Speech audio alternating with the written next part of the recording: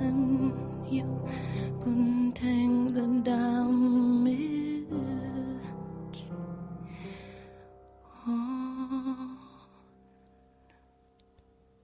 So that was Tori Amos there with Putting the Damage On. And that is from the album Boys from Pelé. It's a very sad song, isn't it? Before that you heard the Eels with I'm Going to Stop Pretending That I Didn't Break Your Heart.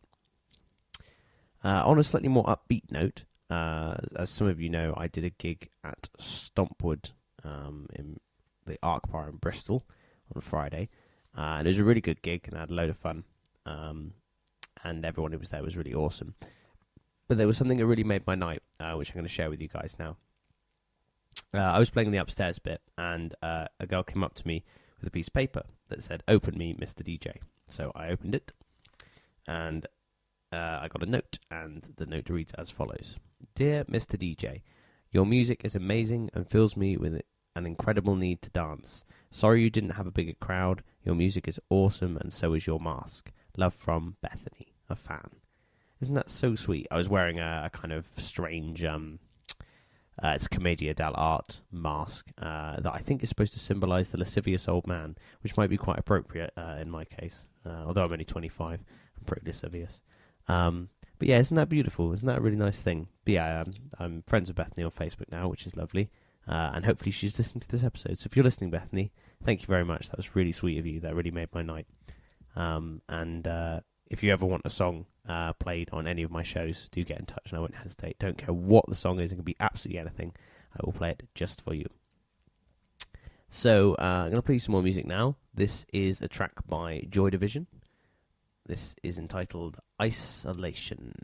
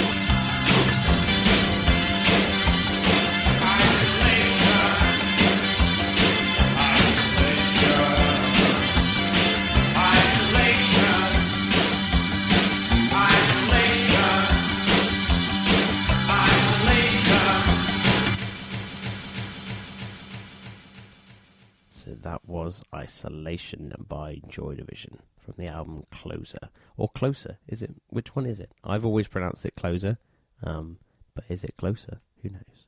Probably Joy Division fans know and are going, it's whatever it is.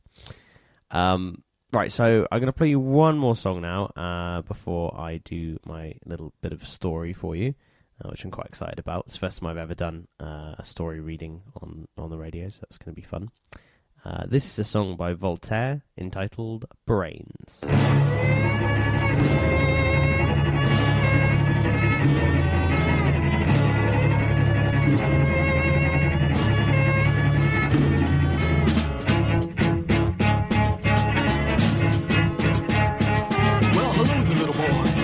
Shy. Step right up on the reasonable guy. Don't be frightened by the look in my eye. I'm just your average evil meteor from out of the sky.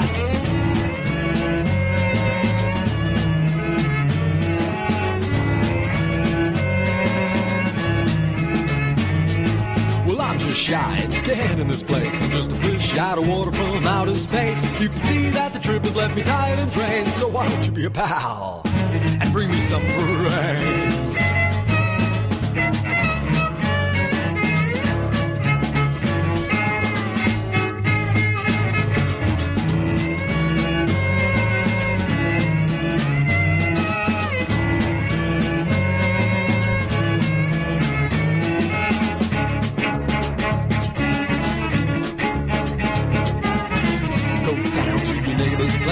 See the dull expression on his face. You'd be doing him a favor if you brought him to me. He ain't using his brain, he's just watching TV.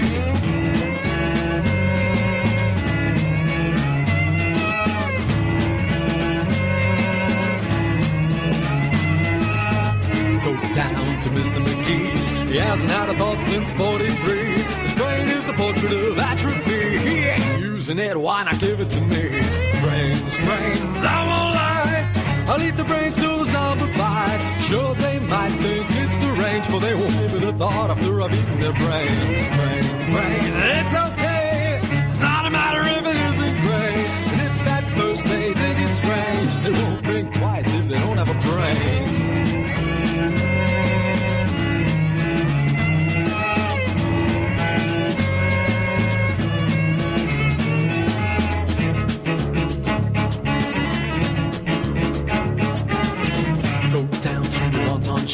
My fortune cookie says that I just can't stop. I suck the noodle right out of the heads, and half an hour later I'm hungry again.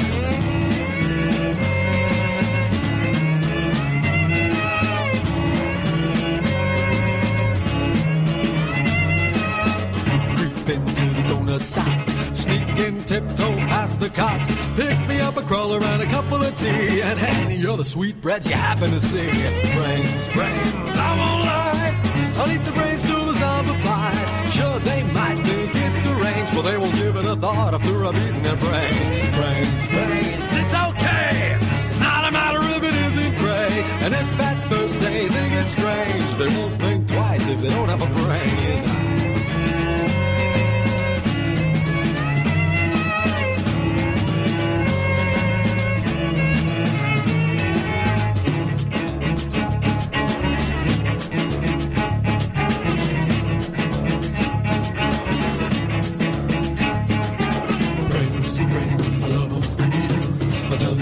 When I eat them, big ones, fat ones, the short ones, the tall ones. They're so delectable, especially the small ones.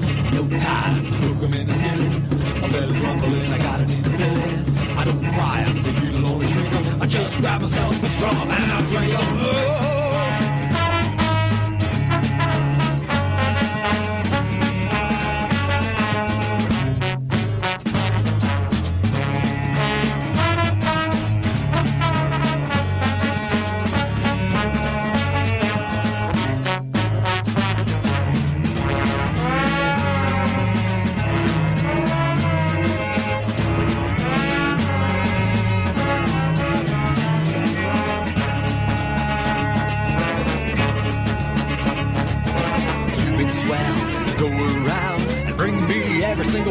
Town, but with all these brains I can't help but think that there isn't one left out there to drink. Now fess up, boy, come on, heck. Is there someone that you're trying to protect? Bring it down here to me to end, and I'll promise I'll be your bestest friend. Brains, I won't lie. I'll eat her brain till she's zombified. Sure, she might might think it's deranged, but she will give it a thought after I've eaten her brains. Brains, it's okay. It's not a matter if it isn't gray. And if at first she thinks it's strange, she won't think twice if she don't have a brain. Brains, bring me her brain. Bring me her brain. Bring me her brain.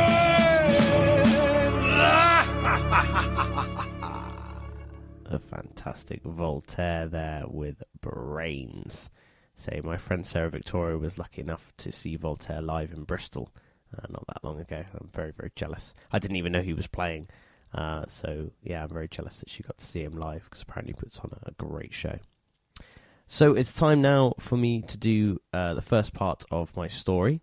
The story is entitled Cold, and it goes like this. Cold. My first thought after the crash. Every inch of me was freezing. I must have been face down in the snow when I woke up. I remember pushing myself to my feet and falling over again almost instantly. Pain shot through my ankle, and I fell forward. I pushed my hands into the snow hard and rolled onto my back. Looking down, I could see my right ankle was at a sharp right angle, twisted unnaturally away from me, broken. In the distance, I could hear the sounds of fire, spitting and crackling through the forest where I had crashed. It must be the plane, I thought. Craning my head up, I saw a plume of smoke in the distance, silhouetted against the darkening sky. We had been flying over Alaska on our way to Canada, Niles and I. We were transporting heroin from China over to an airstrip in Manitoba. This was my first run. Niles was in charge. He was the one with the contacts. I'd done some muling for him and his friends down in a little town called Thompson, and they wanted me in on this run. I've never been in a plane before, and to be honest, I vowed if I got out of this forest, I'd never travel in one again. I started to call out to Niles. The only reply I got was my voice echoing back at me. I don't know how long I was lying there, shouting out for him. My voice was getting hoarse, and by the time I decided, I was going to have to try and move. With my ankle broken, I knew I wasn't going to get far standing up, so I figured the best thing I could do was crawl. I didn't know which way I should go. The smoke from the plane looked far away. There was a rocky slope between me and it, and I knew I couldn't climb. Gently I rolled myself back over to my front. My ankle screamed with pain, and I almost blacked out. I cried out into the snow, and again my voice echoed. I decided to head downwards away from the plane. I started to pull myself forward with my arms shivering and trying to keep my ankle from dragging along behind me. I was in a small clearing.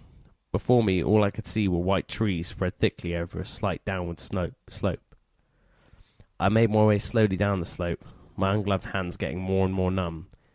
At one point I saw an animal moving swiftly through the trees, but it moved too fast for me to see what it was. I started to think maybe I should have tried heading towards the plane instead, when I heard a deafening roaring sound behind me. The plane. As the explosion echoed around the forest, I heard a man's voice cry out. I couldn't tell where it had come from, but at the time I assumed it was Niles. I started to call out for him again, but my voice was weak, and I soon gave up. I decided my best bet was to keep moving down the hill and try and find some shelter. My vision was starting to blur by then. I became convinced I was getting hypothermia. I was starting to feel hot, and I remembered reading that when you get hypothermia, you eventually start to feel hot. I was still moving downward very slowly. The pain in my ankle had become a dull throb, and my eyes were starting to close, when suddenly I saw it, the soft orange light of a cabin. I started to move more quickly, dragging myself hungrily towards the light. The pain in my ankle reared its head, but I ignored it, desperate to reach the light. The cabin was on a small plateau, free of trees. I was very close to it now. I could see no movement in the windows, but the light was burning bright. Reaching the door, I pushed myself up on the steps with my elbows and bashed my head against the door and called out. The last thing I remember before blacking out was the door opening and a pair of soft grey eyes widening in surprise. I was saved. I'd been drifting in and out of consciousness for a few hours when the old man started to cry. The feeling was starting to come back into my fingers and toes. My ankle had swelled up to the size of a tennis ball. Neither of us had spoken since he pulled me inside the cabin and lifted me onto his sofa. He must have been in his 60s, but he was strong as a bull. He had lifted me easily without a sound, propped my head